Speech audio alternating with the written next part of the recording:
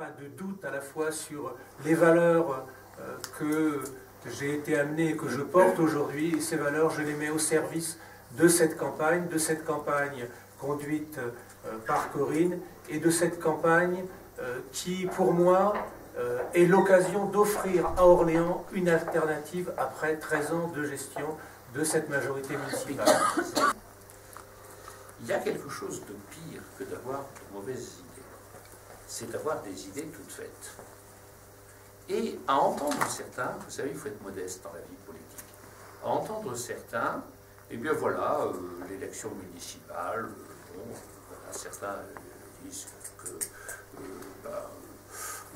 il y aura une continuité, que c'est comme ça, que c'est prévu. Ben, écoutez, je vais vous dire quelque chose. Je vous incite à lire l'histoire d'Orléans depuis un siècle au moins. Et vous verrez qu'à Orléans, rien n'est jamais acquis. Conférence de presse, entourée de toute la famille socialiste et des partis politiques qui la soutiennent, pour présenter la candidature officielle aux Orléanais. Ça va se passer quand et comment? Alors, pour présenter d'abord un document de campagne, qui est le premier document de campagne qui est adressé à tous les Orléanais, qui est une lettre de candidature, qui présente les principaux axes de la campagne, les principaux axes du programme, qui présente également les engagements que je prends devant les Orléanais, l'engagement du non-cumul des mandats, l'engagement de la concertation la plus large possible pour une vraie démocratie citoyenne, et l'engagement ici d'un budget municipal qui soit au service des habitants, plutôt que d'être gaspillé dans des travaux de voirie qu'on refait sans arrêt, ou dans une aréna à plus de 100 millions d'euros dont personne ne veut. Alors, union de la gauche, mais pas de toute la gauche. Pourquoi? Alors, union de toute la gauche socialiste, radicale et écologiste. Alors, c'est vrai que le Front de gauche a souhaité porter des propositions et ses valeurs au premier tour tout seul, volonté de se compter, et puis je crois aussi volonté de porter au débat démocratique un certain nombre de projets qui sont chers aux camarades du Front de gauche. Je pense en particulier à la question de la gratuité des transports en commun. Voilà, donc ça c'est tout à fait légitime et respectable. Maintenant, ce qui est certain, c'est que nous, on reste en dialogue avec le Front de gauche, en particulier avec le Parti communiste, puisqu'on est déjà, on travaille ensemble dans l'opposition à la ville d'Orléans. On travaille également ensemble dans la majorité à la région. Donc on continue à dialoguer ensemble. Et l'idée, c'est qu'on se rassemble une fois le premier tour terminé, parce que finalement, ce qui nous rassemble est plus important que ce qui nous sépare. On a une volonté commune de changer la vie des Orléanais, de transformer Orléans pour faire que cette ville soit davantage une ville tournée vers la justice, vers le respect des personnes et aussi vers un développement harmonieux du territoire.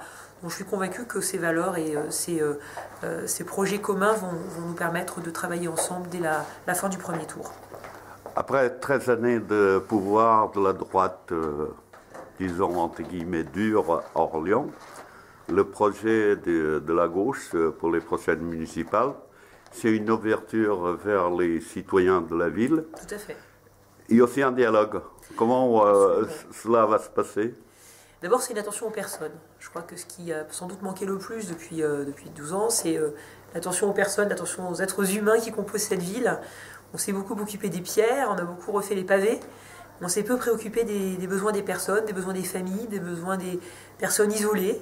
Donc nous, on veut vraiment remettre la politique dans le sens de l'humain.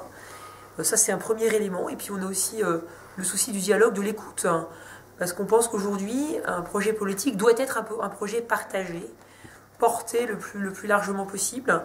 Donc discuter en amont, expliquer ensuite, pour que les citoyens se reconnaissent pleinement dans la politique qui est menée. Donc ce sont ces valeurs à la fois de justice, d'attention aux personnes et de dialogue que nous portons.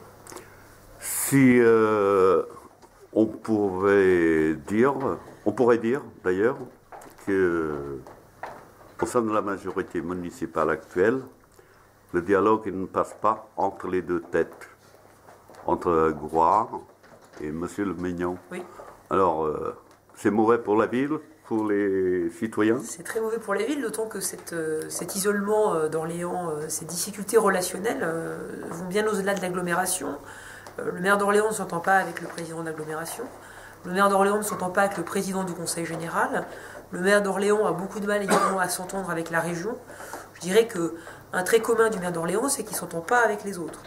Donc ça, c'est très problématique pour la ville d'Orléans et pour ses habitants.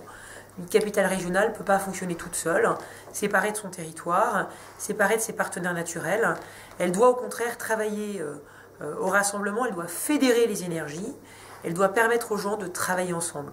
Aujourd'hui, on est très loin du compte, et finalement, ces mésententes se traduisent par autant de désagréments, autant de handicaps pour la ville d'Orléans, qui perd en dynamisme, qui perd en capacité de développement et qui perd en projet. Si demain vous êtes élu à la tête de la mairie d'Orléans, il y a un certain nombre de projets que vous voulez mettre en avant. Tout à fait. Et donc cela passe par l'entreprise, la culture, Oui. l'université. Oui. Comment vous allez faire et avec quels moyens? Comment je vais faire, avec quels moyens? Vous avez oublié l'école, qui est un projet important. Je pense qu'un des premiers projets qu'on aura à mettre en œuvre, c'est la question de la réforme des rythmes. C'est la volonté de faire de l'éducation et de la jeunesse en général un point fort du programme qu'on va porter ensemble. Alors, comment on va faire?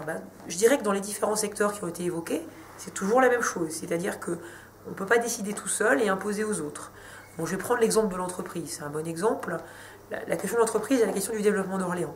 Je pense que ce qui manque aujourd'hui, c'est une gouvernance économique. Ça veut dire quoi, une gouvernance économique? Ça veut dire qu'on met autour d'une table tous les acteurs de l'économie d'un territoire. Les acteurs, c'est bien sûr les collectivités, mais c'est aussi les chefs d'entreprise, c'est les syndicalistes, les syndicats ouvriers. C'est tous ceux qui, par leur travail, par leur vision, peuvent apporter quelque chose en termes de développement économique. Et l'idée, c'est qu'est-ce qu'on fait ensemble? Vers où est-ce qu'on va aller ensemble? Quels projets on va défendre ensemble? Quels atouts on choisit de valoriser par rapport au territoire? Ce qui manque aujourd'hui, c'est de la vision. Donc il faut vraiment mettre de la stratégie dans le développement économique. C'est ce qu'on propose de faire. Pareil pour l'université.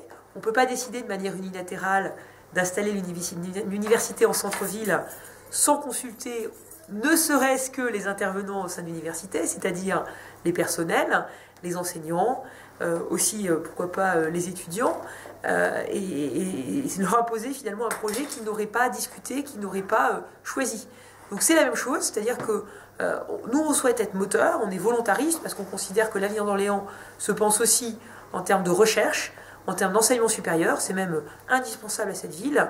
Simplement, on ne peut pas imposer des choix, on doit d'abord les discuter, les partager. C'est toujours la même méthode. D'ici à la fin de la campagne, la démarche de la candidate socialiste et de tous ceux qui la soutiennent, c'est d'aller vers les citoyens. Tout à fait. Dialoguer, dialoguer, dialoguer, Absolument. dialoguer. Et au-delà. Et après l'élection. On continuera après l'élection. Et puis c'est bien de dialoguer, mais est-ce que ça sera du concret par la suite? Bien sûr, c'est déjà du concret. On a déjà porté un projet de passerelle. Il y a d'autres propositions. Dans la lettre que j'envoie aux Orléanais, il y a quelques autres propositions. Par exemple, le développement d'une police de proximité qui soit présente sur le terrain et pas simplement des voitures de police qui circulent sans se fixer sur un territoire. Il y a aussi toute une réflexion à mener sur la tarification des transports pour permettre aux plus modestes de pouvoir choisir le transport en commun plutôt que de prendre leur véhicule pour se déplacer en ville. Il y a également des choses sur la réfection des bâtiments publics. Beaucoup de bâtiments publics sont en très mauvais état. On manque de salles de réunion dans cette ville. C'est très compliqué pour les associations lorsqu'elles veulent organiser une réunion ou un événement. On ne trouve jamais de salle pour se réunir. Les gymnases sont en mauvais état. On souhaite les remettre en état. On manque également de piscines pour une pratique soit sportive de la natation, soit ludique de la natation. Je pourrais multiplier les exemples. J'ai parlé des rythmes scolaires tout à l'heure. En matière culturelle, on est également porteur de quelques projets qu'on va développer et qu'on va présenter aux Orléanais dans les semaines qui viennent. Un thème important qu'on souhaite également mettre en débat, c'est la question de la santé. Aujourd'hui, c'est très compliqué pour se soigner, soit parce que ça coûte cher, soit parce qu'on manque de médecins. Donc ça fera également partie des propositions qu'on aura l'occasion de développer. Donc ce n'est pas les idées concrètes qui manquent. Simplement, on ne veut pas imposer ces idées, on veut les présenter dans le dialogue. Jusqu'au dernier moment, et ça sera ma dernière question, on s'est posé la question, comment ça se fait qu'il y a une guéguerre entre guillemets entre Corinne Levloté-Serra, la candidate désignée par le Parti socialiste, et Michel Brard.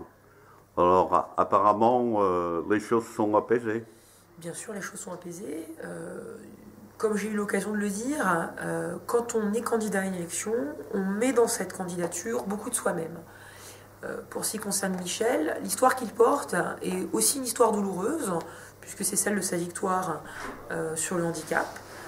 Cette démonstration de ses capacités à faire comme et aussi bien que n'importe quelle personne qui n'est pas atteinte du handicap visuel dont il souffre. Donc il a ressenti la campagne et l'après-campagne de manière douloureuse.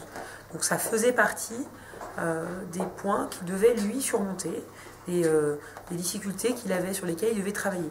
Donc je crois que le temps qu'on a passé, ça a été justement la volonté de clarifier ce qui avait pu se passer et puis retrouver le chemin de la confiance. Que lui retrouve confiance en moi et que moi je retrouve confiance en lui, parce que c'est la confiance qui est la base de tout travail en commun, de toute collaboration solide. Aujourd'hui, je peux affirmer très clairement que cette confiance, elle existe, que ce travail en commun, il existe, il va aller en s'amplifiant ce développement, et que c'est un gage de succès pour l'avenir. Donc certes, on a mis du temps, mais c'était le temps nécessaire pour clarifier les choses et pour les poser, les apaiser pleinement. Le soutien de Jean-Pierre Sueur était nécessaire aussi? Le soutien de Jean-Pierre était très important. Ça a été le maire de cette ville pendant 12 années. Moi, j'ai commencé en politique grâce à lui. C'est aujourd'hui un sénateur qui est respecté par le travail qu'il fait. Donc c'est vrai que c'est un peu un mentor en politique. Et c'était très important de l'avoir à mes côtés. Je suis heureuse et fière de l'avoir.